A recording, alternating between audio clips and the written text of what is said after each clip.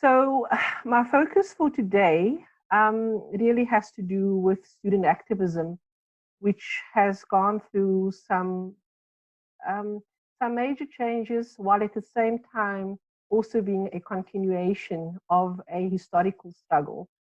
And I think part of my reason for settling on this topic, or not settling is the wrong word, for opting for this topic, really has to do with the kinds of questions which have come out of the student activism which we have seen. And to a large extent, those questions have been rather, I think, undermining of the potential of students and why they advocate for certain causes. So the pic you see right there, for example, would have come from the most recent protests which we've had. So to start off, I think it's important for me to clarify that we have been in our democracy for only 25 years, going on to 26. And in the greater scheme of things, it's a very, very short period with immense pressure and immense expectations. And despite all kinds of policy reform and really large scale merging of institutions, and particularly merging of historically advantaged with historically disadvantaged institutions, we have not really been able to get out of the history which has defined us. And so as a result, despite the fact that we're in a democracy, despite the fact that apartheid has ended as an ideology, the residual effects are still very much a part of our situation. And so when we talk about universities in South Africa, we really have to be careful about how we use that term, because there's no such thing as universities in South Africa, because they're just so widely different.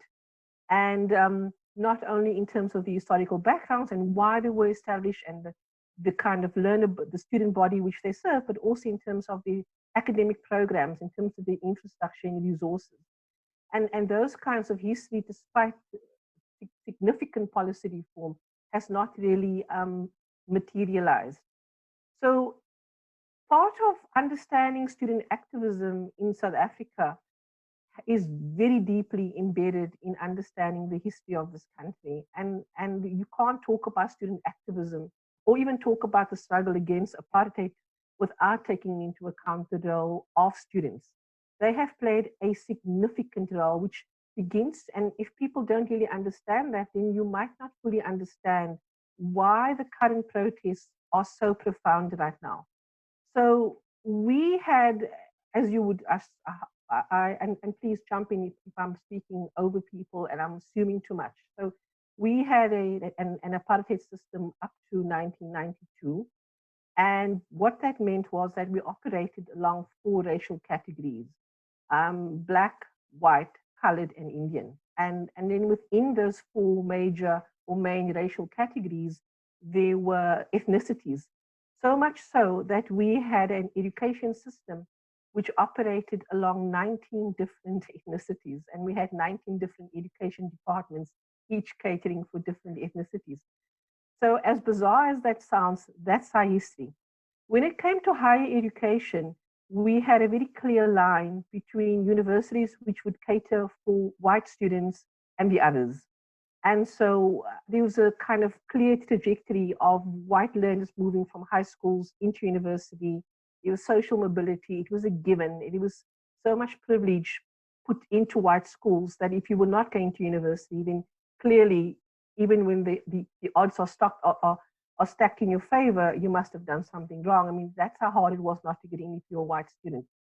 For black students in particular, now of course there are rankings in these racial categories, so the ranking works from white, and then you are Indian, and then you are colored, and then you're black. So if you're black, you're at the really like lowest rung on that ladder. So the Bantustan township areas, the Bantustan regions, and the Bantustan project was specifically set up to cater for black students. And what that meant was that their universities were deliberately established in the rural communities where there was absolutely no infrastructure, and they would not have any access to the city. And the city, of course, was seen as the center of any sort of political agitation. And the idea really was that we would allow, and the word is allow, that the apartheid government at the time would allow Black students to attend university under particular conditions, and that they then stay in those Bantustan areas, that they service those communities, and that they were given certain bursaries for particular professions, and then had to go back and serve those particular communities. Now, the two common professions for which there were bursaries for Black students and colored and Indian would have been teaching and nursing, because you would want your own people to teach you and you would want your own people to nurse you. So that's the kind of sick ideology that was at play right now. And there are many repercussions of that ideology, and we feel it today because we are sitting with a very high incidence of people, Black people in particular, coloreds, Indians, sitting in teaching right now who's never had a desire to be in teaching, for example, but it was the only way they could get into a paid profession. So the project worked very well to a large extent because it served the primary focus of segregation, separate lives, and of course we had other projects at play, such as residential clustering, which meant that we could never live together, we never interacted, we went to separate schools, so the plan worked very well. Now, despite government's attempts to make sure that Black students were isolated and insulated and were not able to actively agitate against the state at the time, the fact that these students were at university actually, and the fact that they were isolated actually created a hub. And that hub led to the fact that the student body actually became a very strong political base for the ANC, which is currently the government of the day. So student activism in South Africa is strongly embedded in struggle politics. And the struggle that I have right here was the capital S, because that's the way it was phrased. It was seen as the struggle against the apartheid state. And so there were two narratives which kind of crossed over. On the one hand, there was the narrative against the state, which was against a bigger narrative of dehumanization, of oppression, discrimination, repression, everything that's negative. And then, of course, there was the other side of things, that students were very, very aware that the kind of education which they were being granted access to was of an inferior quality, that they were not being given the best opportunities that their white counterparts were given. So it became the social justice issue. And the universities where they were at, they would have had access to Black academics, but any leadership, any management positions would have been held by Afrikaner nationalists who would have shared and would have propagated the views of the state. During this time, and there were key defining protests during this time. The first one was the Sharpeville massacre, which happened in 1960. And by all accounts, history, of course, tells you different versions, but the version which is most appropriate, which we believe to be the truthful one, which was not the one shared in newspapers at the time, it came out after the release of Nelson Mandela, was the fact that 69 people, although protesting peacefully, were killed by the police. And that's one of the images that I have up here. And that was in 1960. By 1976, the student movements had become a lot more mobilized, they had become a lot more organized, and there's a lot that's been written, and there's a lot of literature on the student movement, and I'm not able to touch on those right now. But the image I'm showing to you there is the one that refers to the Soweto uprisings, which happened in 1976. And 14-year-old Hector Peterson. And that image became the image of the student protest. And the Soweto uprisings were a significant uprising. The protest was a protest against the state for insisting that all learners learn only in the language of Afrikaans and not in the indigenous. To present this talk to you in Afrikaans. Some of you might be able to figure it out if you in Belgium, but most of you would not. So these kids were forced to learn in a language which they could not understand, and hence the uprisings. And again, so you see the merging of a protest against an educational policy, but also a protest against a state attempt to make learning as difficult as possible, because the only intention of doing that would be not only to ensure that learning is kind of hindered all the time, but also that there's a stripping down of the identities of who people are, because of course we all know language is closely linked to identity construction. So now we move along to a post-apartheid society. And we had, like I said, we had lots of things happening. And one of the first things that the ANC government did as they transitioned from a political party to the country's first democratic government was to address education. And one of the first things they did, obviously, besides merging institutions and stripping away the idea that I could not gain access to an institution because of my race. So like schools, universities became desegregated. But the other thing which they were intent upon doing was this thing called massification. Now, it's a term which is widely used in the literature, but it's a term which the South African government doesn't quite enjoy because they don't quite look at it as massification. They see the increased student enrollment as an attempt towards democratization. And so the argument is that the more we can increase student numbers from excluded and marginalized communities, the more we can ensure greater participation and we can democratize these spaces. And then they make the leap, which is a problematic leap. They equate massification to transformation. Now, of course, it is possible to look at increasing student participation as an instance or a symptom or manifestation of transformation. And of course, you want to see that happening in a country where people have been excluded. But what nobody's asking is what happens beyond massification? What happens to the student who has come from an historically disadvantaged background and has moved into an environment to which he or she has no connection, to which there's no belonging? Even if I share my own experiences, I had firsthand life experience of this, of coming out of a so-called school for coloreds only because I fall into the racial category of colored, whatever that might mean. And I then had to move into a historically white institution where there was no point of resonance. And quite literally, I was one of 3 people of color at the time.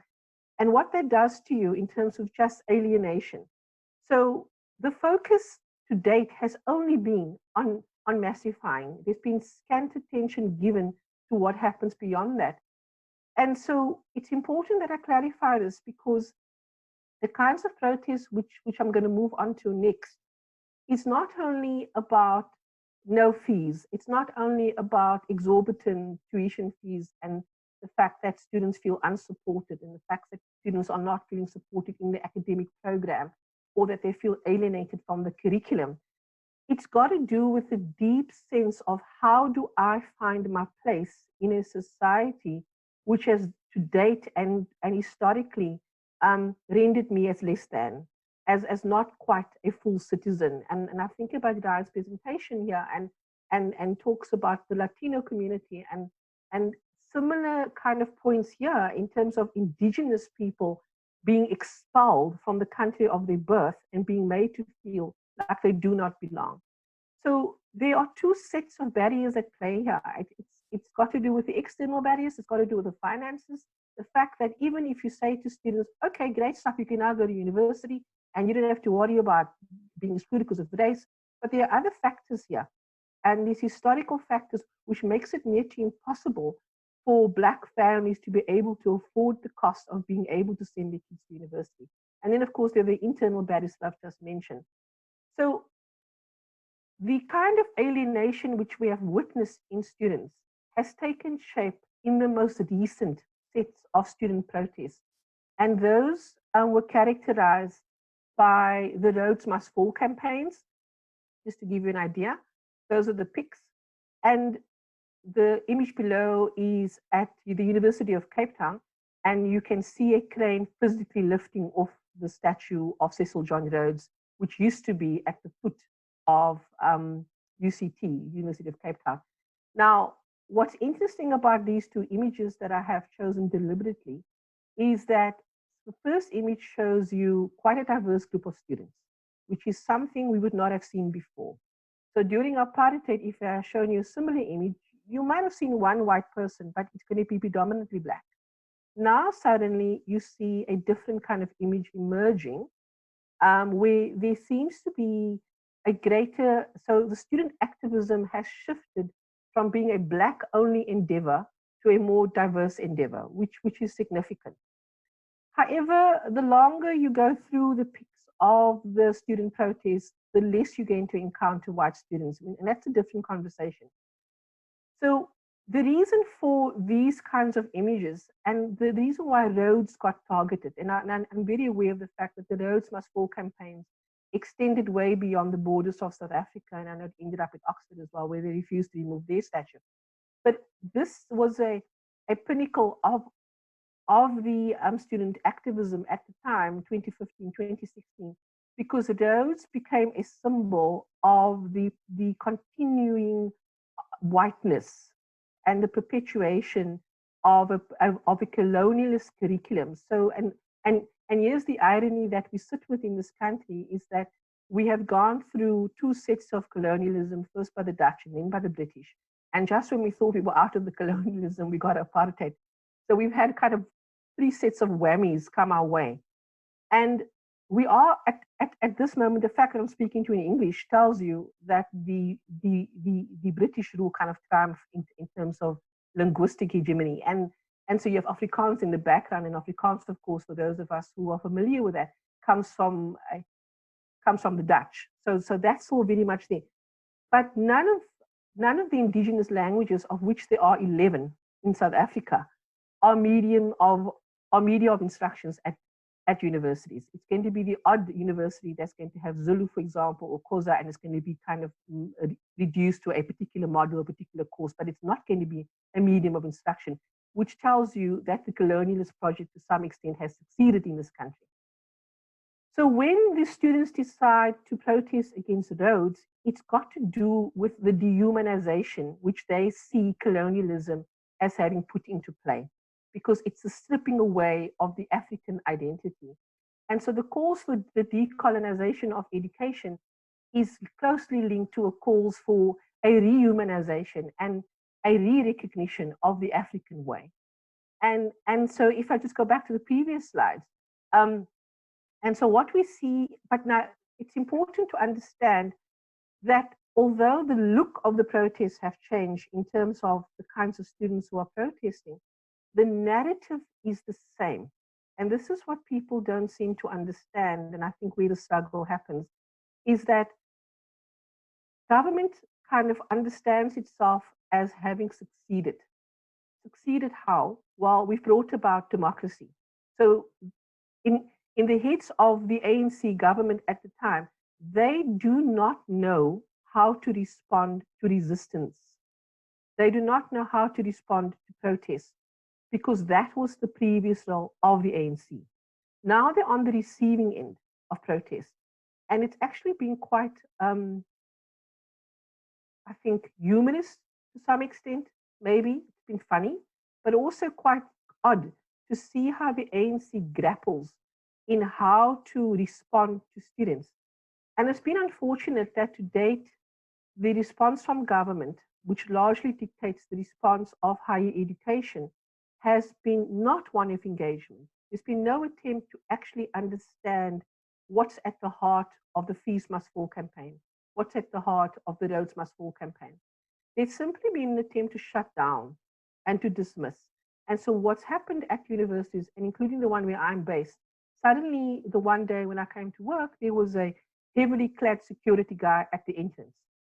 And suddenly I had to present my personnel card to prove that I actually work there. And so you have an increased securitization happening as a response to the protests.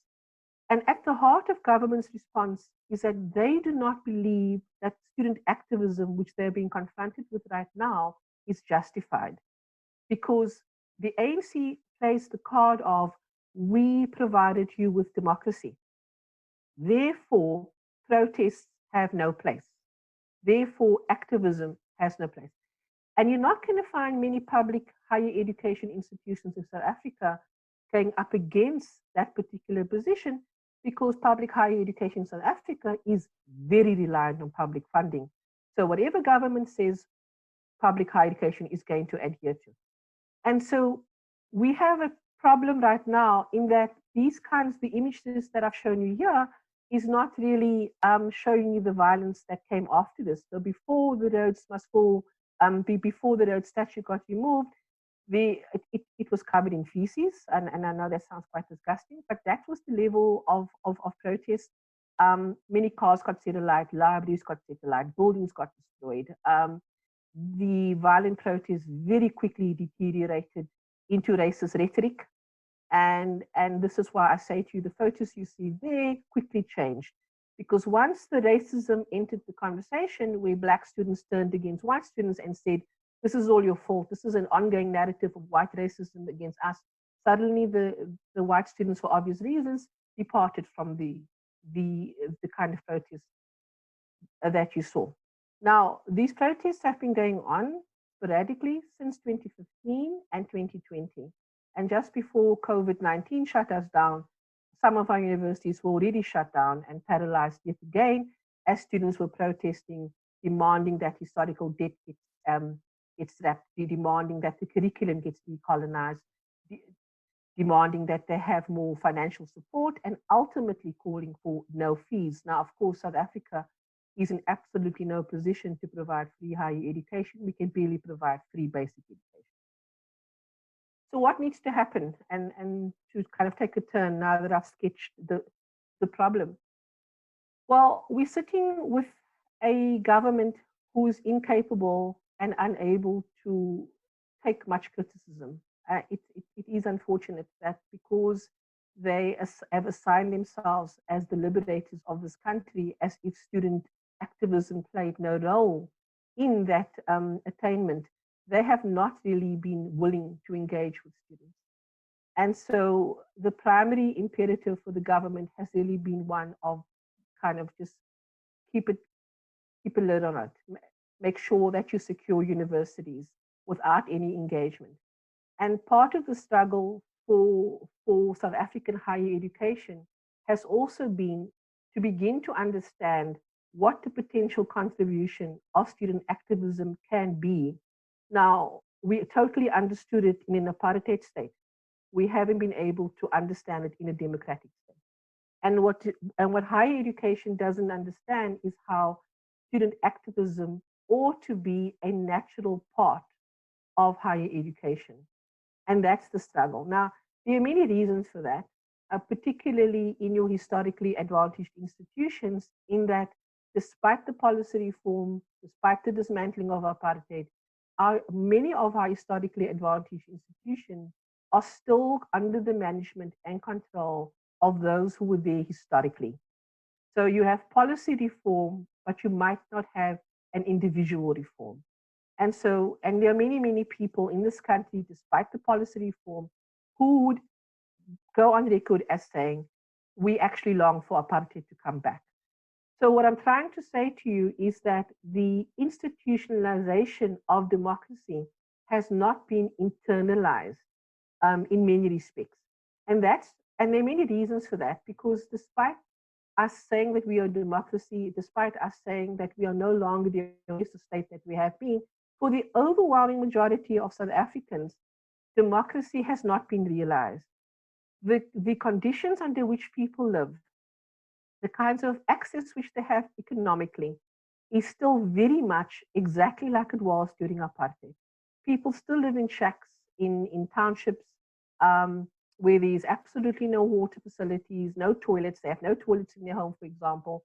South Africa, in my opinion, is probably one of the most unequal societies you are going to find in this world. I mean, it's very easy to move from a first world environment on one part of the city and slip right into an environment where there's absolutely no infrastructure within a kind of 10-kilometer radius. So there seems to be a misunderstanding of the role of what it means to be a critical citizen. And the ANC government has not fully understood that what a democracy implies is critical citizenship.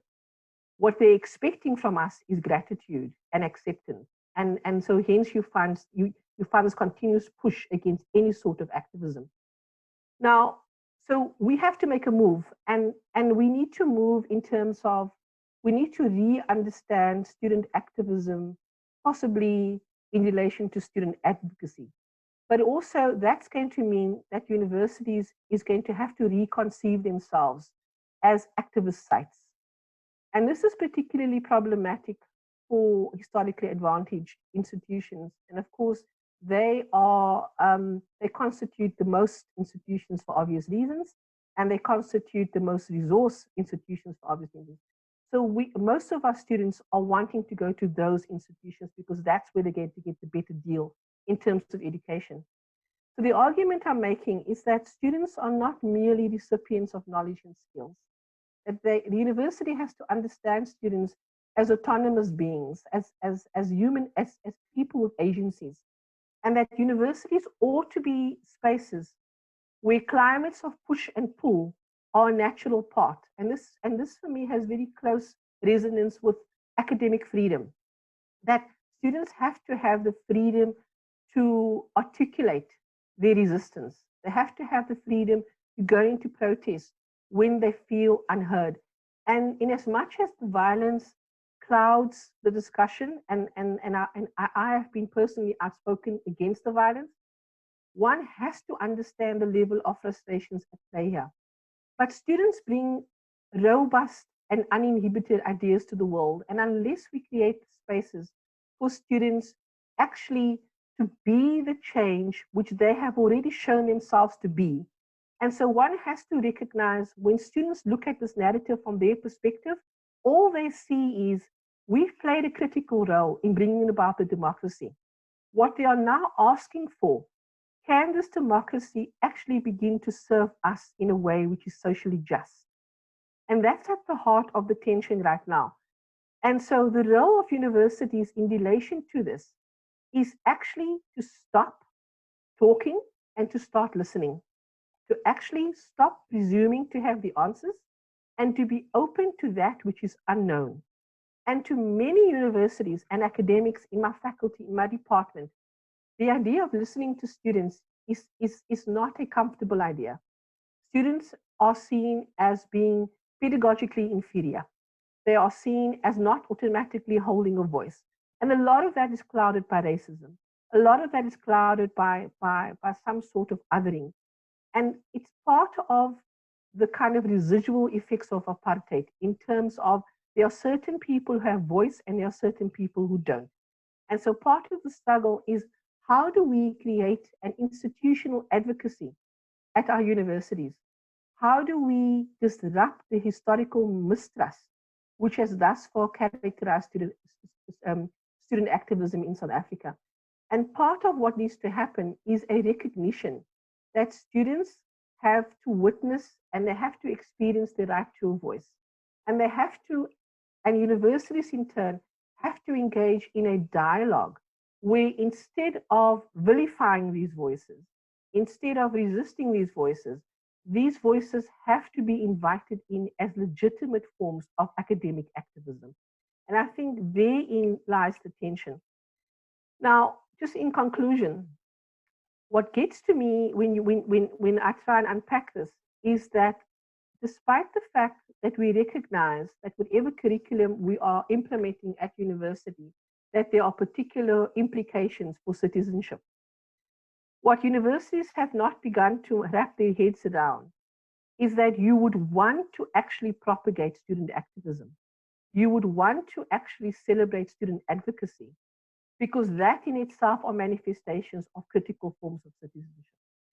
And most importantly, we have to begin to understand that when students advocate, when they protest against tuition fees or decolonize or protest for a decolonized space, these are not issues which are limited to higher education. These are not issues that are only the concern of higher education. There are implications for citizenship at play here.